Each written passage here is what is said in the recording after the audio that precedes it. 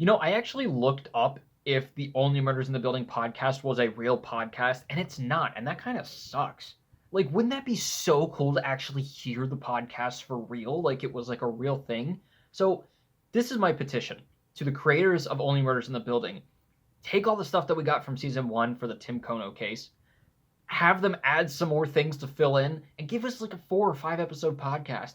People would go nuts for it, I swear.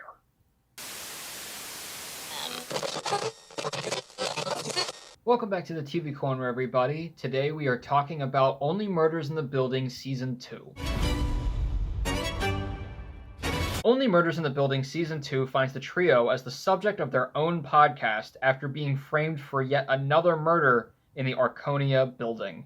It once again stars Steve Martin, Martin Short, and Selena Gomez. So as you guys know from my other review of Season 1, I loved this show from the very beginning. It started off incredibly, one of my favorite shows of last year, and so I was really excited for Season 2 with this pretty big twist already on what was to come. Starting off with the highs, it does continue the incredible aesthetic that this show has of simultaneously being very classy, but also having that mystery drama aspect as well. The classy side, obviously, we see the Arconia. We get to explore more of what goes on inside the walls of the Arconia a little bit more, kind of literally. And there's a bunch of different subplots that go on in terms of things like art and theater and books and music once again. It's just really cool because it takes all of the artistic creativity, kind of classy, tasteful stuff that you see in New York specifically and just puts it all into this one show, but it doesn't like throw it at you. It's all a part of the plot, and I really love it. They do a lot of that stuff again, and kind of like in season 1 they had tie-dye shirt guy, in this one they have glitter guy,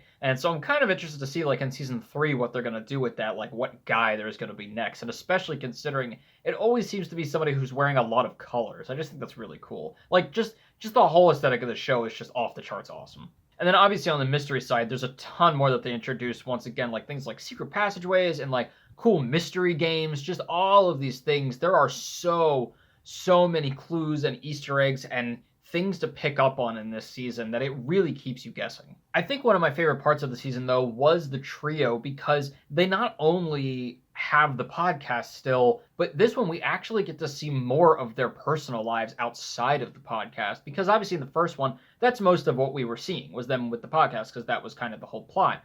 Now they have the podcast, but we're kind of getting to see deeper into their lives and what they're like outside of, solving murders. Like we get to see into Mabel's past a little bit more and some of the trauma that she's gone through. We get to see Oliver and his family and him helping his son with a production of a small school play that he's putting on. So obviously Oliver's going to go nuts with that. And then what I think was my favorite of the trio subplots, we finally get to meet Lucy, Charles's daughter that was mentioned in season 1.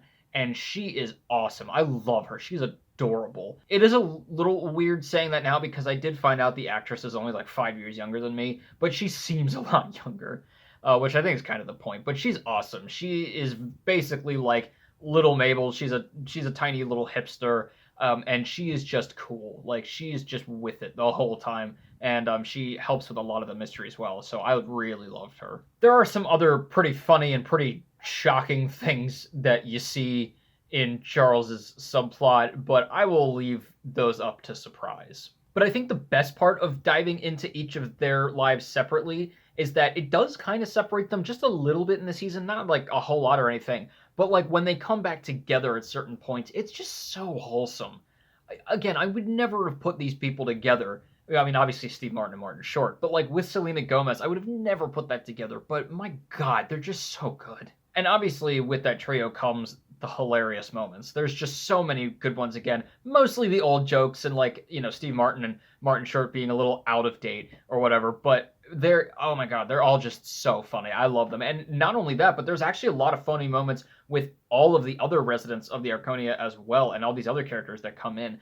I really, really like that not only did they delve into the main 3, but they actually fleshed out a lot of the people in the building as well, and how they feel about working at the Arconia or living there, and what they're like outside of the murder as well. I thought that was really cool because it made it feel like this whole building is now really involved, and we know a lot more about all of them. So I'm really excited for season 3 to have them be more involved again. And having all these characters, plus some that they actually bring back from season 1 that I did not expect to come back, it really keeps you guessing because there are a lot of people in this season. There's new people, there's the ones we already had, there's ones that they're bringing back and fleshing out a little bit more, and I think that was a really mature thing to do, honestly, because it honestly could have just been like, okay, they're gone, next couple of characters, but bringing them back makes that whole feeling of life goes on, and there are more things to be done with these people than their one note crime or this one action that they did or this one line that they had. And I thought that was pretty cool. It's a very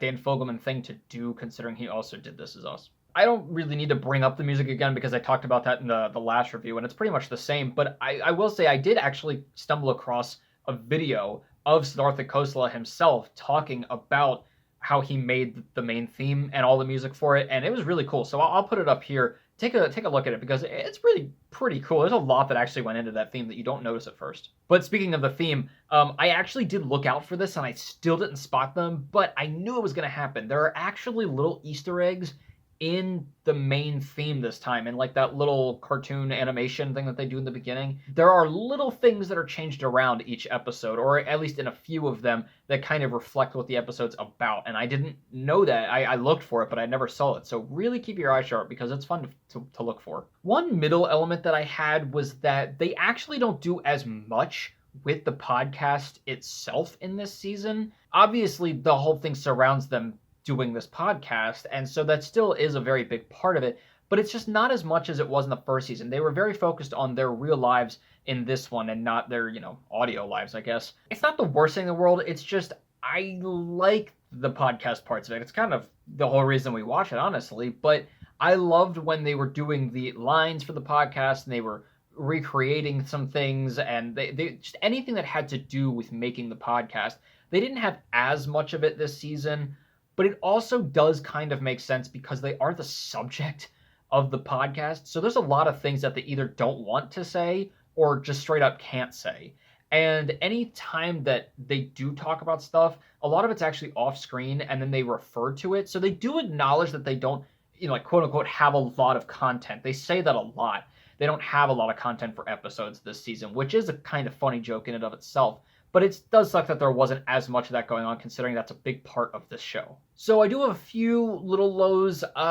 The main one being that there's just a lot that happens in this season, and that's fine because I think even for a lot happening, Dan Fogelman has a really great way of pacing a lot of things happening at once really well, where it doesn't feel like he's rushing it. He's giving everything its deserved time, but you can start to feel about episode 8 out of, 10 episodes that it's like, all right, we still got a lot to cover and wrap up here. And they keep focusing on some things when I'm like, we needed a little bit more of that. Again, there's a lot of characters. There's a lot. And it's really cool because it keeps you guessing. There's great twists. But then there's also like, do we have enough time to focus on every single person as much as we need? So I kind of wish there was maybe one or two less subplots, especially considering there were one or two things that happened towards the beginning or were a big part of the first 2 episodes that hardly actually ever come back. One of them is like not super relevant to the plot, but it's relevant to character. And then the other one's an actual character that is introduced in the first 2 episodes and literally is never seen again. And I'm pretty sure they're going to be in season 3, but I don't know 100%. But yeah, there was just a lot that happens, a lot of angles that they come from. So by the end, you're like, okay, I have to watch it again just to make sure it all kind of fits. But it did feel a little bit disjointed here and there. My other last little nitpick is that the final clue that they have right before they figure out who it really is, it is kind of a stretch. Upon thinking about it more, I kind of realized, I think, why they went with this, because it does make sense a little bit in terms of context, which I can't obviously say right now, but it just felt like, really? That's what that meant? And that's how you knew? So it was a little bit weird, but I could kind of see how maybe it made sense. So overall, Only Murders in the Building Season 2 was a phenomenal follow-up to Season 1. It had a little bit of messiness here and there, but honestly, even for like having a lot to cover at the end, they still did a pretty good job of making everything make sense. It just felt a little bit, like I said, disjointed, a little bit throughout. But there was a lot to love about this season. You know, again, the trio, the wholesomeness, their lives. Lucy, I really loved her. I think she's my favorite like new character that we had. A lot of great twists, a lot of really cool clues and things that they come across. It was just fun once again, and season 3 is definitely confirmed, and they've set up for it already. It's kind of odd. I'm not really sure how to feel about it till the next one actually comes out, but we'll see where it goes. It also does come up with a new cameo, and it was a pretty funny one, not gonna lie. I'm gonna give Only Murders in the Building season 2 a 3.5 out of 4. Well, guys, let me know what you thought of Only Murders season 2, and let me know what your predictions are for season 3 and what might be going on there, because it seems to be a little bit different than what we're used to. And as always, keep your hopes high, your stress low, and movies right in the middle. I'll see you guys later.